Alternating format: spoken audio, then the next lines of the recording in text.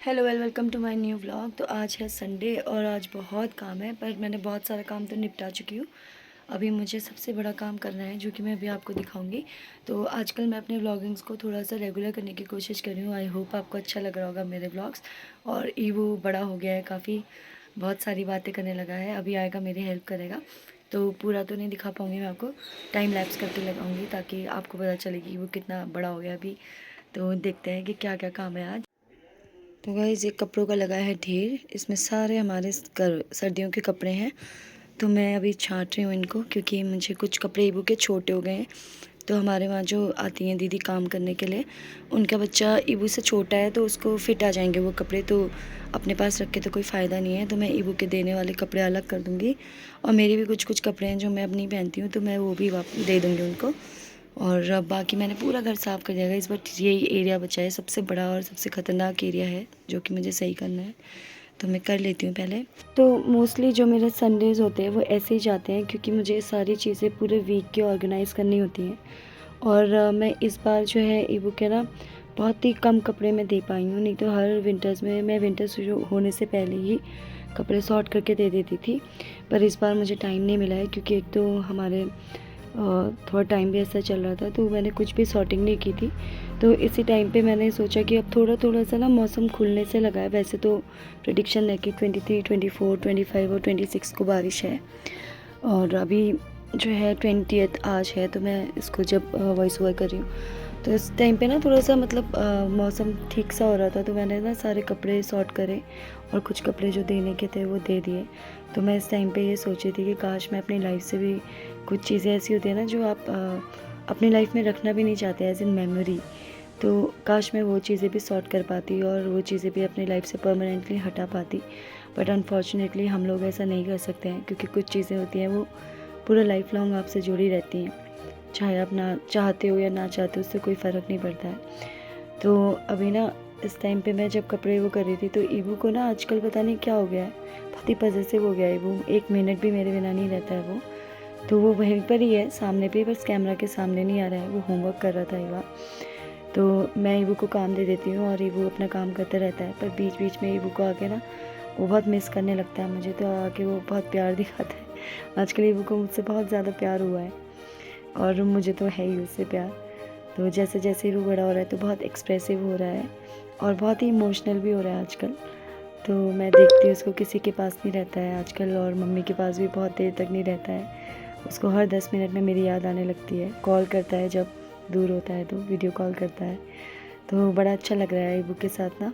इतनी देर काम करने के बाद भी अभी भी अब मैंने ईबू के कपड़े तो सॉर्ट कर लिया। अभी सारे मेरे कपड़े हैं जिनको मुझे भी अपनी अलमीरा में रखना है। और ईबू मेरे पास वापस आ गया है ना। ईबू यहाँ देखो क्या हुआ।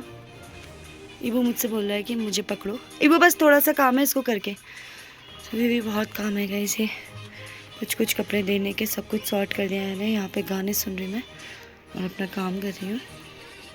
और मैंने ना बहुत वेट किया है ईबू की बात करने का, क्योंकि पिछले 4 साल से ईबू सिर्फ कुछ कुछ ही चीज़ें बोलता था, बट ज़्यादा नहीं बोलता था और ज़्यादातर मुझसे इशारे में बात करता था। हालांकि उसमें गलती मेरी भी है, क्योंकि मैं ईबू से ना इशारों में बात करती थी। मतलब मैं उसके हमारे कुछ कोड वर्ड्स हैं जो हम दोनों एक दूसरे से बिना बात करे भी कम्युनिकेट कर सकते हैं। तो वो मेरी गलती थी। तो फिर जब मैंने बहुत उस चीज़ को बंद किया और हर चीज़ के लिए उससे बोलना शुरू किया, तो ईबू में काफ़ी इम्प्रूवमेंट आया है। और पता नहीं एक अजीब सा ट्रांजिशन हुआ है कि सिर्फ जनवरी से मतलब दिसंबर से जनवरी में आने तक ईबू में इतने सारे चेंजेस आ गए हैं कि मुझे भी अडेप्ट करने में थोड़ा अजीब सा लग रहा है। और बहुत हंसी आ रही है कि मैं उसे कंट्रोल कैसे करूं। कंट्रोल आई मीन कि मैं उसके सामने ना हंसूं उसकी बातों में, ताकि वो मुझसे और एक्सप्रेसिव हो सके और बातें कर सके। बट जब वो पूरे पूरे स्टेटमेंट बोल रहा है, तो शायद बहुत सारी जो मदर्स होंगी वो मुझसे रिलेट कर सकती हैं इस बात से। बट मुझे ऐसा लग रहा है कि ईबू इतने सारे स्टेटमेंट्स बोलता है आजकल कि किस बात पे रिस्पॉन्ड करूँ और किस पे नहीं। काम ख़त्म ऑलमोस्ट हो गया है। इस बस ये कपड़े सब फोल्ड है, इनको इनकी जगह पे रखना है। यहाँ पे ईबू ने वो कर रखा है, सारा गेम बना रखा है। और मुझे बहुत अच्छा स्टैंड मिला आजकल, तो बड़ा मज़ा आ रहा है इसके साथ। और यहाँ सब क्लीन हो गया है, पूरा मेरा तो सेटल हो गया है। ये है मेरे ऑफिस का सेटअप। ये 1 लाख रुपए जो मैं कभी जमा नहीं कर पाऊंगी ज़िंदगी में। love you, Illu, Illu. अब मुझे परेशान करके यहाँ लेट गए तुम। Illu, Illu, हाँ Illu, Illu, Illu, Illu क्या है? ये Illu, Illu, Illu amakalata allapi, allapi, Illu, Illu. चलिए मैंने ये रूम साफ़ कर ही लिया है। साफ़ तो था ही गाइस, बस कपड़े कपड़े थोड़े फैले थे। इबू की अलमीरा वो वाली है और मेरी वाली ये है। तो बस एक बार सेट हो जाती है ना तो पूरा वीक बहुत अच्छे से, पूरा वीक क्या मतलब 15 डेज़ तो चल ही जाता है। और वो फिर अब मेरी मेंटेनेंस पे भी है थोड़ा। और हम कालीन इसलिए नहीं बिछाते क्योंकि हमारे घर में डॉग है, काली है, पेट है, तो वो पूरे बाल लगा देता है।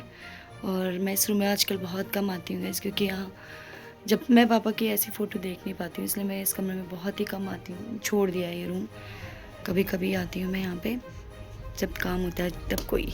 और अब मैं दूसरा रूम साफ़ करने जा रही हूँ। आज संडे है, पूरा दिन सफाई का है।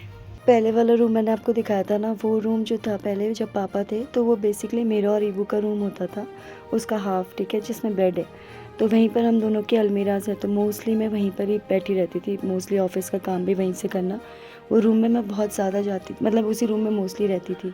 और क्योंकि इंटरनेट की स्पीड भी वहाँ पे बहुत अच्छी आती है इसलिए। लेकिन जब से पापा गए हैं ना तो मुझे यहाँ बैठने का मन नहीं होता है। मैं सिर्फ यहाँ पे ईबू के कपड़े लेने के लिए या अपने कपड़े लेने के लिए और धूप के लिए, बस कभी बैठने के लिए इतनी देर के लिए आती हूँ। और मैं जिस साइड वो फ़ोटो है या पिक्चर है पापा का, मैं उस साइड बहुत कम जाती हूँ। और मैं जाती भी हूँ तो मैं बिल्कुल देखती नहीं हूँ उस साइड को, क्योंकि मुझे अच्छा नहीं लगता उनको ऐसे देखना। और किसी को भी नहीं लगता है, जो भी हमारे घर में आता है सब जब नोटिस करते हैं तो सब सैड हो जाते हैं।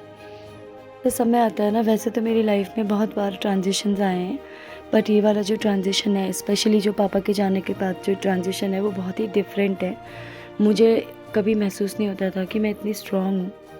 मैं सच बता रही हूँ आपको, मैंने कभी नहीं सोचा था कि मैं पापा के बिना इतने सारे काम कर पाऊँगी और ऐसे हेड स्ट्रॉन्ग खड़ी हो पाऊँगी। मैंने कभी नहीं सोचा था। लेकिन वो जो लास्ट पापा से मेरी बात हुई, शायद उस बात ने मुझे इतना अंदर तक स्ट्रॉन्ग कर दिया ना कि पापा ने मुझे मेरी बेस लाइन बना दी लाइफ की कि मुझे क्या करना है। और इस चीज़ के लिए तो मैं अपनी लाइफ में भगवान को जितना भी थैंक यू बोलना चाहूँ कि मैं वहाँ गई और वो लास्ट मोमेंट में मैंने वो डिसीजन लिया कि मैं वहाँ जाऊँ और पापा से मिलूँ और उनसे बात करूँ। और मैं सीधे घर ना जाके, मम्मी के पास ना जाके, सीधे आईसीयू में पापा से मिली। और उन डॉक्टर्स को बहुत बहुत थैंक यू जिन्होंने मुझे मिलने दिया और पूरा टाइम दिया पापा से बात करने का। तो Like, share, subscribe. Bye bye बोलो। Bye bye. करो। आई होप आपको ये वीडियो अच्छा लगा होगा। अगर अच्छा लगा होगा तो आज आप प्लीज़ हाइप को एक ऑप्शन आता है उसे प्रेस कर दीजिएगा, उससे मेरे चैनल को बूस्ट मिलेगा। तो thank you for watching, bye bye.